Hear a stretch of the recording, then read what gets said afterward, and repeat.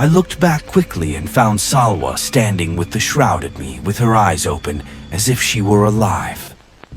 Salwa went to Hassiba, grabbed her by the hand, pulled her hard and stopped her. She kept screaming and begging to me, and when I tried to go to her, Salwa pushed me with her hands and brought me back, then pushed Hassiba out of the grave and came back to me again. And suddenly,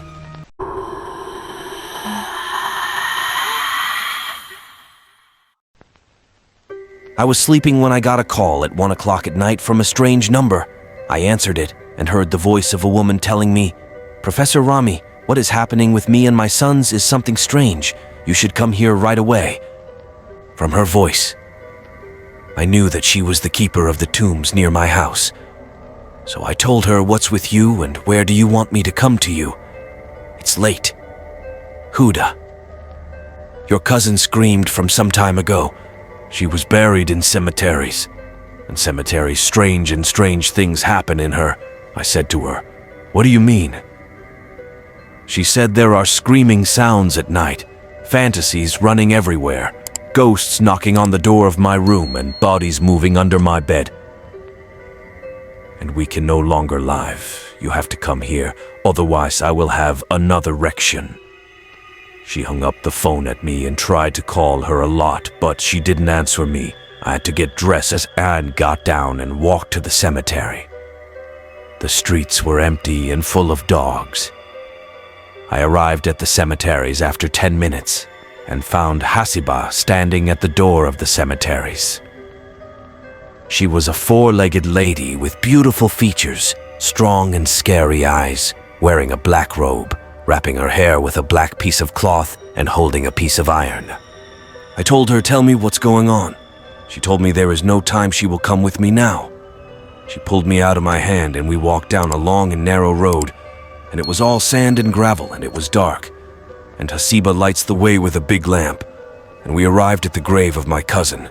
Her name is Salwa. She died in her youth. She had brain cancer from which she was being treated for a while until she died. And we buried her exactly 2 days ago. I found his account consulting me on her grave, and she says to me, "Find a solution." Told her, "Do you want us to take the grave down to her?" She said, "No, you are the one who will come down and I will wait for you here."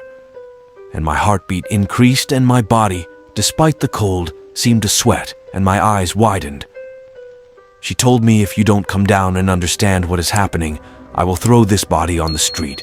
I told her, "I'm not going down alone and that's a cop."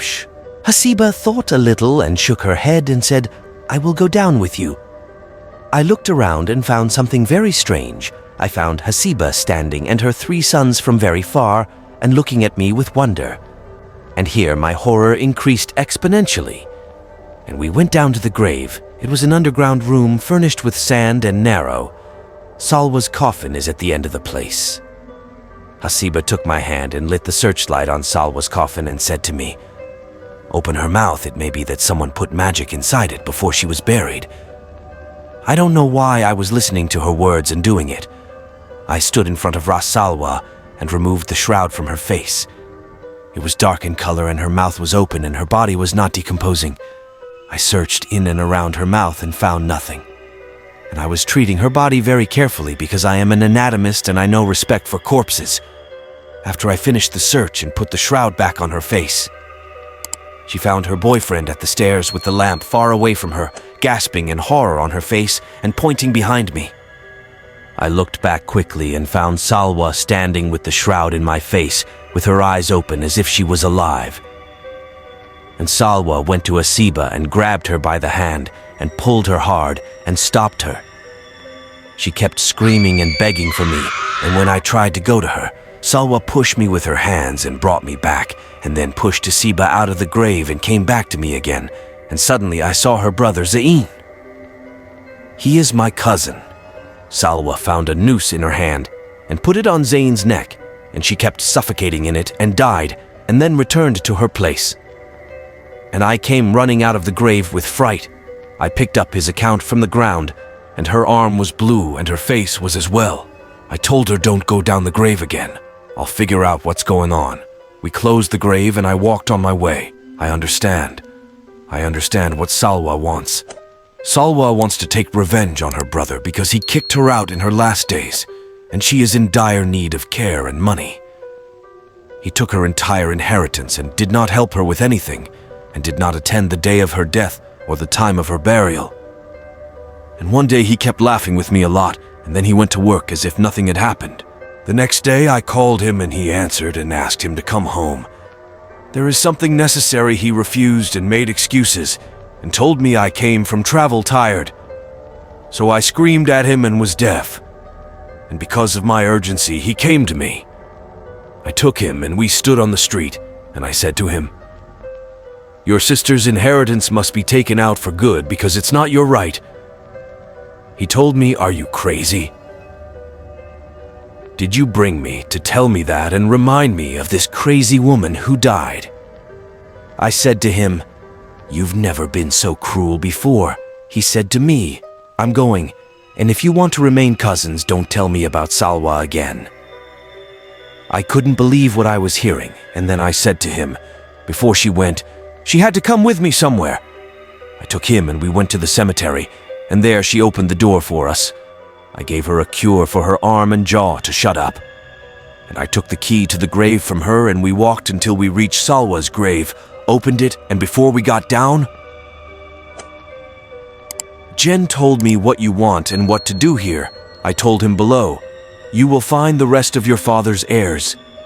He said to me, "Are you crazy?" And before he finished his words, I pushed him to the grave and got down behind him and lit the mobile lamp, and before I talked to him, I found him giving me his back and standing in front of Salwa's body, and the horror appears on him, and he urinated on himself, and Salwa was standing with her face and looking at him and laughing. I approached him, but I found something that hit me hard in my chest and pulled me out of the grave and closed the door of the grave. And I heard Zain's screams. It was scary and scary. I tried to save him, but I couldn't. When the morning light appeared, I opened the door of the tomb and went down and found a terrifying sight. Zain was hanging from the ceiling with a noose, and his eyes were open on the last. I was afraid to approach him and stood terrified and saw Salwa standing behind him and laughing hard. I didn't mean for this to happen at all. I didn't imagine she could kill him. And how could a dead person kill a living person? I closed the grave and rushed to the gate and found Hassiba sitting on the chair asleep in her place. I gave her some more money and told her what happened yesterday. "Don't tell anyone." I went home, and I don't know what to do. If I told the police, no one would believe me and they would lock me up, because I was the one who took Zain to the grave myself. I quickly handed over to my mother and entered my room and sat on my bed and kept crying. I found my phone ringing. It was Zain's number. I answered it. I found his wife telling me, "Help me." Zain returned yesterday after he met you and slept.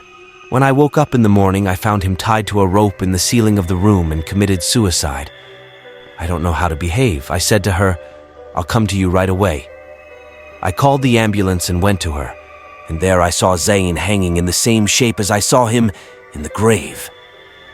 I didn't understand what happened, how Zain was in the cemetery and how he returned to his apartment. 3 days passed, and on the 4th day, I called Hassiba and asked her to go down to Salwa's grave. And I said to her, "I will give you 2,000 pounds if you come down." So she came down and called me and said to me, "The grave has nothing in it, and there is nothing in it except Salwa's body." Then I went to visit Zain's wife, and we went out and stood on the balcony of the house away from her children. I said to her, "Can you tell me why your husband took his sister's inheritance and threw her on the street?" She told me that Salwa was telling the family that she was sick with cancer. But this is not the truth. Salwa was an addict and drank drugs and alcohol.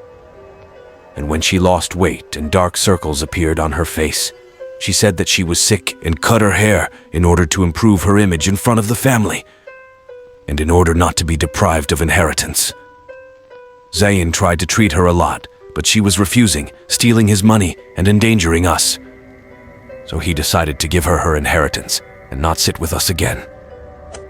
A week later, she finished all her inheritance on drug drinking and returned again demanding him for money. He refused and kicked her out on the street. Then she told me she brought us thugs and threatened to kill us, and they broke the apartment for us. And they would have kidnapped the boys if Zain had not given them money and gold. He told Salwa that he would give her money tomorrow. When she came on the second day, he was in his car waiting for her, and when he saw her, he hit her hard and she died. It helped that today it was the weather at night, and there was winter, and with Zain's strong relationships, he was able to cover up her murder and her story. Then I went in a state of disbelief and fear.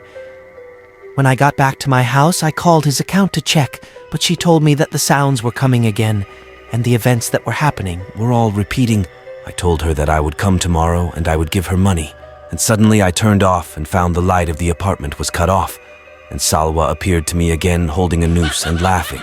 In her other hand, she grabbed Zain's eldest daughter, put a rope around her neck, and disappeared. And you left me in two fires. How am I going to act and what am I going to do? It is impossible for me to endanger Zain's daughter and repeat what I did with Zain and be the reason for their death.